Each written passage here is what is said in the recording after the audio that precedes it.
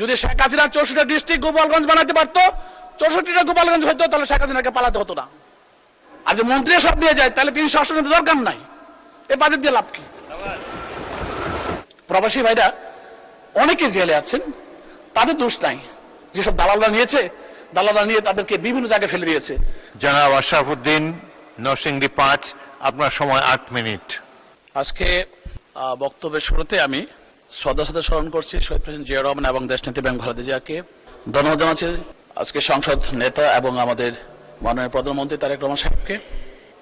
মাননীয় স্পিকার, আমি প্রবাসী ভাইদের জন্য দুটো কথা বলবো, সময় খুব কমই আসছে। প্রবাসী ভাইরা অনেকে জেলে আছেন, তাদের দোষ নাই। যেসব দালালরা নিয়েছে, দালালরা নিয়ে তাদেরকে বিভিন্ন জায়গায় ফেলে দিয়েছে। আমি আজকে যেহেতু মাননীয় প্রধানমন্ত্রী মালয়েশিয়া গিয়েছেন, আমি অনুরোধ করবো নতুন নেওয়ার আগে যারা জেলখানা আছে তাদেরকে তাদের ডকুমেন্ট ওখান থেকে কারেকশন করে তাদেরকে কাজের সুবিধা করে দেওয়ার জন্য, তাতে করে প্রবাসী ভাইরা উৎসাহিত হবে।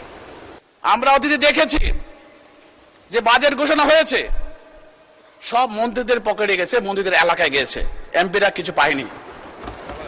আমাদের এমপিদেরকে পাইতে হবে, প্রত্যেক এলাকায় সব বন্টন হতে হবে। আমি একটা সিম্পল উদাহরণ দেই।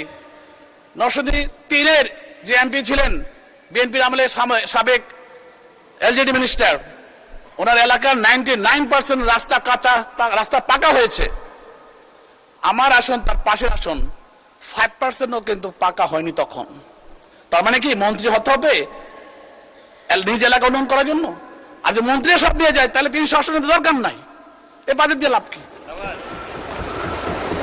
আজকে আমি এই কথাই বলবো, সুষম বন্টনের জন্য বাজেট, সব এলাকার উন্নয়নের জন্য এই বাজেট। সবার উপকার করতে হবে, সব এলাকার একসাথে উপকার করতে হবে। এক গোপালগঞ্জ দেখলে চলবে না। যদি শেখ হাসিনা 64টা ডিস্ট্রিক্ট গোপালগঞ্জ বানাতে পারতো, 64টা গোপালগঞ্জ হতো, তাহলে শেখ হাসিনাকে পালাতে হতো না। আমাদেরকে সেভাবে চিন্তা করতে হবে, প্রত্যেকটা ডিস্ট্রিক্ট, প্রত্যেকটা আসন যাতে সুষম বন্টনের মাধ্যমে প্রত্যেকটা এলাকা উন্নয়ন হয়, সেই জিনিসটা মাথায় রেখে আমাদের কাজ করতে হবে। মাননীয় স্পিকার, আজকে আমাদের এই বাজেটে অনেকগুলো রিবেট এসেছে। আমরা দেখেছি এখানে প্রচুর রিবেট এসেছে, এবং হিসাব করতে গেলে আমি একটা বিরাট সিরিয়াল দেখলাম। সেখানে ইম্পোর্টারদেরকে উৎসাহিত করা হয়েছে, যারা ম্যানুফ্যাকচারিং করবে বাংলাদেশে এবং উদ্যোক্তা হবে, যারা স্টার্ট আপ সিস্টেম করবে, তাদের 10 লক্ষ টাকা তাদের অনুদান দেওয়া হচ্ছে, প্রণোদনা দেওয়া হচ্ছে। সেই সাথে মেডিসিন বলেন, ম্যানুফ্যাকচারার বলেন, সবাইকে অনেক ধরনের সুবিধা দেওয়া হয়েছে। কিন্তু কিছু কিছু সুবিধা আছে একটু বেশি হয়ে গেছে মনে করি। কারণ ফার্মাসিউটিক্যাল কোম্পানিগুলোকে আমরা জানি ওরা খুব স্ট্রং কোম্পানি, কিন্তু তাদের এখানে আমি দেখলাম আমাদের বাজেটের বইয়ের 107 বাজেটের বইতে আছে, সেটা হলো আপনার 139 নাম্বার পেজে স্যান্ডউইচ প্যানেল। স্যান্ডউইচ প্যানেল আমদানি করে একটা ওষুধ কোম্পানি যদি 10 লক্ষ টাকা খরচ করে একটা রুম তৈরি করে ওষুধ উৎপাদন করে, সে কিন্তু ওষুধ প্রোডাকশন করবে কয়েক কোটি টাকার। সে স্যান্ডউইচ প্যানেল দিয়ে সে 30 বছর কমপক্ষে প্রোডাকশন করতে পারবে। তার একটা ট্যাবলেটের 0.001 সেন্টও খরচ পড়বে না। তাকে আমি স্যান্ডউইচ প্যানেল আমদানিতে কেন রেহাই দিলাম? আমার নিজের কোম্পানিতে আমি সর্বপ্রথম Bangladesh sandwich panel production factory করেছি 2012 সালে, কিন্তু ফেসিস্টের আমলে সেটাকে আমি এস্টাবলিশ করতে পারিনি, কিন্তু তারপরে কষ্ট করে ইন্ডাস্ট্রিটা করেছি। এরকম ইন্ডাস্ট্রি অনেক হয়েছে বাংলাদেশে। আমাদেরকে র মেটেরিয়াল আমদানি করতে হয়, 58% ডিউটি দিতে হয়, পলিওলেন আইসোসায়ানাইড দিতে হয় 37% ডিউটি। তো আমি এত বেশি ডিউটি দিয়ে বিক্রি করবো কার কাছে? তারা যদি 1% ডিউটি আমদানি করে, এটা একটা গ্রেট মিস্টেক। আমি অনুরোধ করবো এটাকে কারেকশন করার জন্য।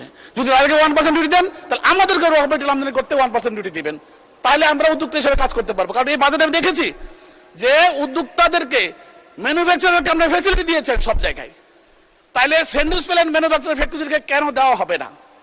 তাদের এসএস কোডে আছে 37% ডিউটি, কালারশিটে আছে 58% ডিউটি। তাহলে তারা কিভাবে আমদানির সাথে কম্পিটিশন করবে? শিল্প তো হবে না, যারা করেছে তাদের শিল্প তো মরে যাবে। এই জিনিসটা লক্ষ্য রাখার জন্য আমি অনুরোধ করবো। এবং আরেকটা জিনিস ডিক্লারেশনের mistake, sandwich panel room. Sandwich মানে কি? চিকেন স্যান্ডউইচ আছে, বার্গার, আবার আছে এগ স্যান্ডউইচ আছে, আবার আছে ভেজিটেবল স্যান্ডউইচ আছে। স্যান্ডউইচ মানে ভিতরে জিনিসটা কি? কালারশিটের ভিতরে পলিউরেথিন হতে পারে, রগুলো হতে পারে, গ্লাস হতে পারে, ইপিএস হতে পারে, এক্সপিসি হতে পারে, এক্সপেলসি হতে পারে, সিরামিক হতে পারে। আপনাদের এটা ক্লিয়ার করলেন না, কি মালটা দিবেন দিয়ে? তাদেরকে কি জিনিস আমদানি পারমিশন দিয়েছেন? আমি অনুরোধ করবো এটাকে কারেকশন করার জন্য এবং আমরা যারা ম্যানুফ্যাকচারার আছি আমাদেরকে সে ফেসিলিটি দেওয়ার জন্য।